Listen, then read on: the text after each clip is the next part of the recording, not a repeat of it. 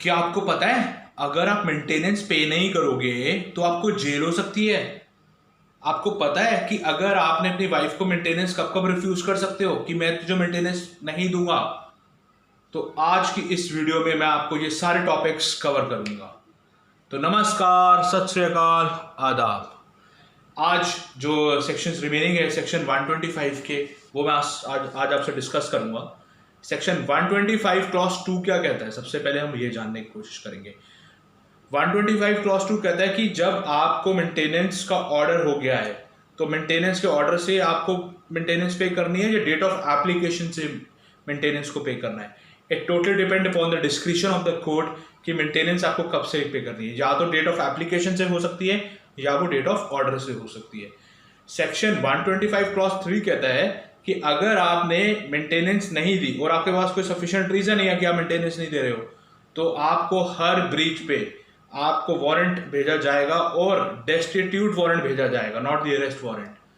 आपको मेंटेनेंस वहां पे पूछा जाएगा कि आपके पास मेंटेनेंस क्यों नहीं पे करी है, और अगर आपने मेंटेनेंस पे नहीं करी है तो आपको 1 महीने की जेल हो सकती है फॉर द सब्सिक्वेंट 1 मंथ और may be the for the whole. So totally depends upon the court कि वो आपको जेल भेजेंगी। दूसरी बात, लेकिन उसके लिए वाइफ को एप्लीकेशन लगानी बहुत जरूरी है, लेकिन वो एप्लीकेशन 1 साल के अंदर अंदर लगा देनी चाहिए। अगर आप 1 साल के बाद एप्लीकेशन लगा रहे हो तो कोर्ट कहेगा आप कहाँ थे पहले। तो ये बहुत ज़्यादा ज़रूरी हो जाता है। दूसरी बड़ी बात थी तो इसके प्रोवाइजो में लिखा ही हुआ है। अगर मैं आगे की प्रोवाइजो में बात करूं कि सेक्शन 125 क्लॉज 3 के प्रोवाइजोज में बात करूं, वो कहते हैं कि अगर वाइफ, वो हस्बैंड कहता है कि मैं तो इसको मेंटेनेंस देने के लिए रेडी हूँ बट इस शर्त ये है कि ये मेरे साथ में रहेगी। अब जब ये साथ में रहेंगी तो भैया वहाँ चीज़ आ जाती है कि क्यों, रीजंस क्या है जो अलग रह रही है। सफिशिएंट रीजंस हैं अलग रहने के। सफिशिएंट रीजंस हो सकते हैं कि क्रुएल्टी करते हैं हस्बैंड, मिस्ट्रेस रखी हुई है साथ में, रखे जिस मिस्ट्रेस मीन्स रखेल रखी हुई है साथ में, तो वो वहाँ पे वाइफ ऑब्वियसली बात है एक सफिशिएंट रीजन है। क्या ग्राउंड है, अगर वैलिड ग्राउंड है तो भैया कोर्ट कहेगा कि साथ रहने वाला इंसान नहीं है ये, और दूसरी बड़ी चीज़ है फिर आपको मेंटेनेंस वहाँ पे देनी पड़ जाएगी। लेकिन अगर उसके पास कोई इनसफिशिएंट रीज़न है, कोई वैलिड ग्राउंड ही नहीं है और वो अलग रह रही है तो फिर आपके साथ उसको रहना पड़ेगा, तभी उसको मेंटेनेंस देनी पड़ेगी पति को। मतलब अगर सफिशिएंट रीज़न है, अगर देखिए इसमें देखना है कि सफिशिएंट ग्राउंड्स क्या और इनसफिशिएंट ग्राउंड्स क्या है। सफिशिएंट ग्राउंड्स पे अगर कोर्ट कहता है कि हाँ ये सफिशिएंट ग्राउंड है, लड़का गलत है लड़की सही है, तो मेंटेनेंस ऑर्डर होगी। और अगर लगता है कि नहीं जी लड़की की गलती है, लड़की नहीं आ रही है घर पे, तो वहाँ पे मेंटेनेंस कैंसिल हो जाएगी। लेकिन इसके अंदर एक केस लॉ है Sikar versus state of Tamil Nadu का 2004 का, ये जरूर याद रखिएगा। ये 1 महीने की जेल वाला है कि अगर आप नहीं पे करें तो आपको 1 महीने की जेल होगी, इससे मैक्सिमम नहीं होगी। अगला सेक्शन 125 क्लॉज 4 क्या कहता है कि अगर वाइफ एडल्ट्री में रह रही है या अगर कोई भी ऐसे रीजंस हो सकते हैं जहाँ वाइफ नहीं आना चाहती। दूसरी बड़ी चीज़ ये हो सकती है कि वाइफ कहती है कि अलग रह रही है, म्यूचुअल कंसेंट से अलग रह रही है, तो वहाँ पे कोर्ट उस मेंटेनेंस को नहीं देगा। और सेक्शन 125 क्लॉज 5 में सीधा लिखा है कि कोर्ट इस मेंटेनेंस ऑर्डर को कैंसिल कर देगा अगर वाइफ एडल्ट्री में पाई जाती है। लेकिन याद रखिएगा एडल्ट्री का जो एक्ट सिंगल एक्ट नहीं माना जाएगा, अ सीरीज ऑफ एक्ट यहाँ पर माना जाएगा। सो ये आपकी सेक्शन 125 क्लास के जो बाकी सब प्रोसेस उसमें ये सारी चीज़ें पूरी हो गई हैं।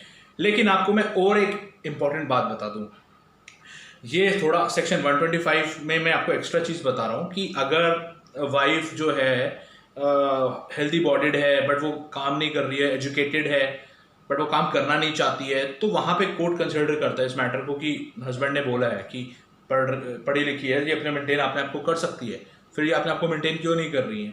तो वहाँ पे फिर कोर्ट कंसिडर करेगा कि इसको पेमेंट मेंटेनेंस ऑर्डर दे या ना दे। कभी कभार कोर्ट दे भी देते हैं और कभी कभार कोर्ट नहीं भी देते हैं, लेकिन जो मेंटेनेंस एकदम बेसिकली कम अमाउंट दे देंगी कोर्ट कि जब आप कमा सकती हो तो आप कमाती क्यों नहीं हो। और भी कई सारे रीजंस की वजह से कोर्ट इन सारी चीज़ों पे फैक्टर करता है। और मैं आपको बता दूं कि मेंटेनेंस का जो अमाउंट है वो कैसे डिसाइड होता है। देखिए मेंटेनेंस का अमाउंट डिसाइड पार्टी के स्टेटस पे करता है।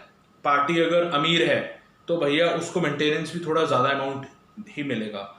अब बेसिकली मेंटेनेंस अगर वाइफ मान लीजिए पति कई लाखों में पैसे कमाते हैं, 10 लाख, 5 लाख, 15 लाख, तो वहाँ पे फिर मेंटेनेंस अमाउंट भी बढ़ा ही जाएगा, क्योंकि उस हिसाब से लड़की पहले उस घर में रही है और उस हिसाब से उसका रहन सहन हो गया, तो वहाँ पे मेंटेनेंस जो ऑर्डर है वो थोड़ा बड़े अमाउंट का भी जा सकता है। ठीक है, क्योंकि ये मेंटेनेंस क्यों बनाया गया, मेंटेनेंस ऑर्डर, क्योंकि ताकि जो वाइफ है वो अपने जीवन को अच्छे से चला पाए, मतलब उसको आगे जाके इन फ्यूचर अपने जो पेरेंट्स है उस पर डिपेंड ना रहना पड़े। तो ये बेसिकली वेग्रेंसी और डिस्ट्रीब्यूट को वो करने के लिए बनाया गया था ये। तो आज मैं आपसे सेक्शन 125 की ये सीरीज समाप्त करता हूँ।